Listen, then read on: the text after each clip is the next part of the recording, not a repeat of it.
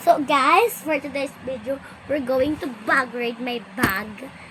So, copy na natin. So, ang first layer niya is, syempre good student tayo, may portfolio, may Manila paper.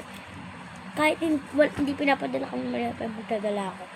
1, 2, 3, 4, 5, 6, 7, 8. May 8 notebook. Walang labis, walang kulang.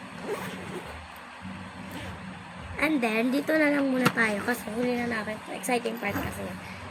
Siyempre, may 1/4. 1/4 yan o. 1/4 yan o. 1/4. May 1/4. May crayons. May markers. Pala, crayons. May ball pen. May red ball pen. May ball pen. Yan o.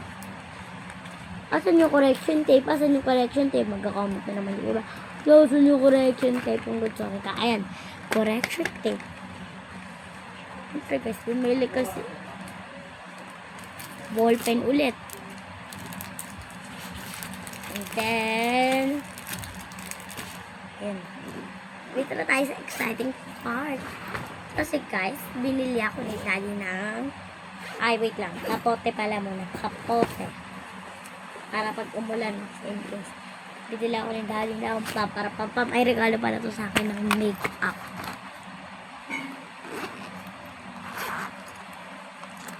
So, ang laman niya is mayroon akong liquid blush. Blush talaga to. Ito naman liquid blush. Ang brand kasi ng liquid blush ko ay ATZK, yung Happy Face. And then, Dantang Power Blush. Ito yung, Dantang.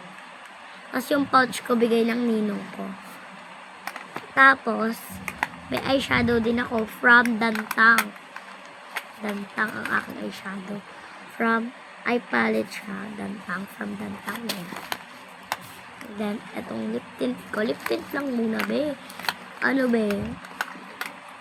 Siyempre guys, minsan kasi pag free time na namin sa school is yung iba, nag-screen prop na big. Tapos siyempre mascara, may dala akong mascara and then highlighter. Ito pala yung highlighter. Tapos eyeliner. And then yung mga brush. Suklay. Ganon. Ganon kasi mga good student. Sabihin nila, hindi mo naman. Be, dadating ka din sa edad mo. At saka, una sa lahat, guys. Itong makeup ko na to. Nandun mo? Oo, 100. Kayo eh. Sali ka? Tara. Ito, hindi mo na panood yung bag grade ko. Siyempre, hindi na makakalimutan na yung makeup. Oo.